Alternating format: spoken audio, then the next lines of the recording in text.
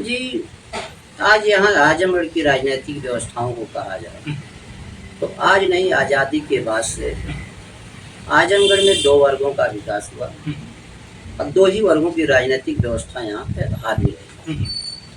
आजमगढ़ में अपने समाज की बात की जाए तो हमारा समाज आजमगढ़ में यादव समाज के साथ लगा तो रहा, लेकिन ठगा गया। यादव समाज का हम साथ तो देते हैं, यादव समाज का नहीं कहिए तो जब भी है, मुस्लिम समाज हो चाहे यादव समाज हो, जब जब इन लोगों ने यहाँ सत्ता तो काबिज किया, इनके साथ रहे हैं।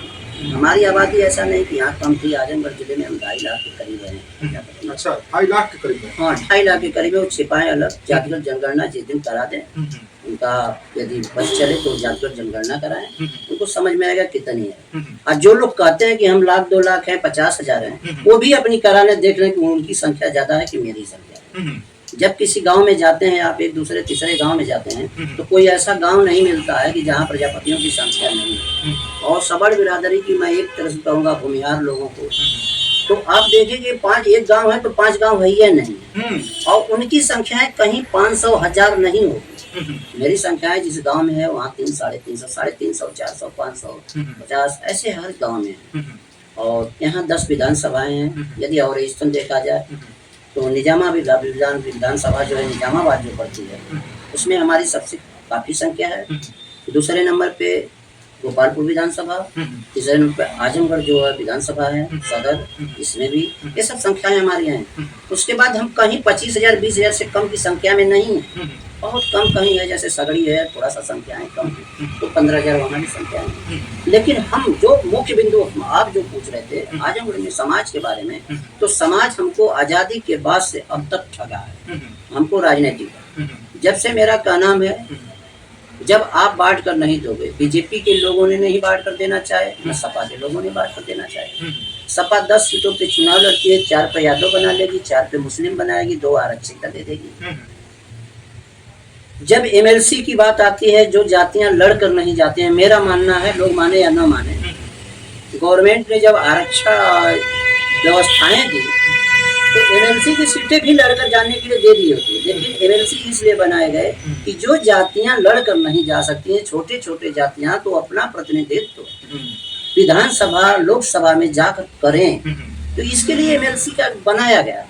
लेकिन ये बाहुबली लोग, जो लोग जिनकी सत्ता पे काबिज हो गए लोग, तो विधायक तो बनते हैं, सांसद तो बनते हैं, उस पे भी ये लोग अपना ही कब्जा बना के उन्हीं लोगों के बांट कर देना नहीं चाहते।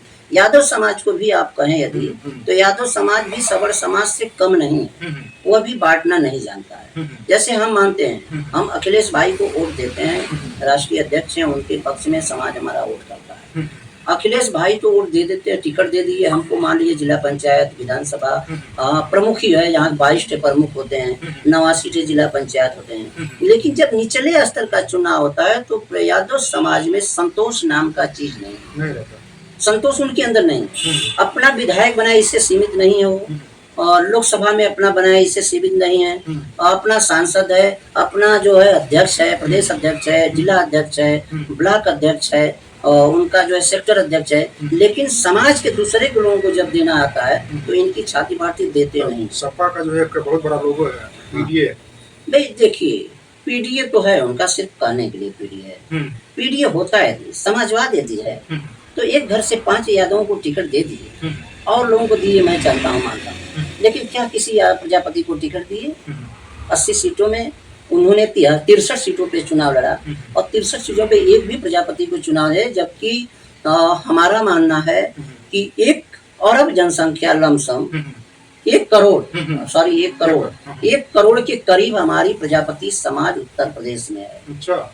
हमारा समाज यदि 75 जिले है तो 75 जिले में कुछ छोटे जिले हैं जिनमें 50,000 से 30,000 की संख्या है। लेकिन जो बड़े बड़े जिले हैं, जैसे आजमगढ़ है 2.5 लाख की आबादी, जौनपुर में हमारे 2-2.25 लाख की आबादी, हमीरपुर में हमारे 2.5 लाख की आबादी, गोरखपुर में हमारे जो है 2.25 लाख की आबादी।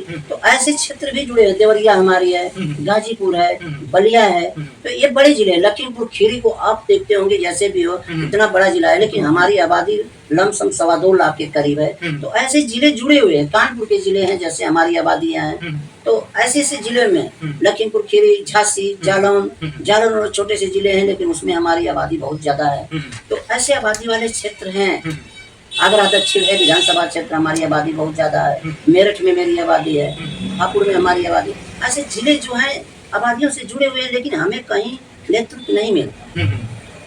नेतृत्व न मिलने के कारण ये लोग बांट कर देना नहीं जानते हैं। लेते तो हमसे हैं, लेकिन देते नहीं।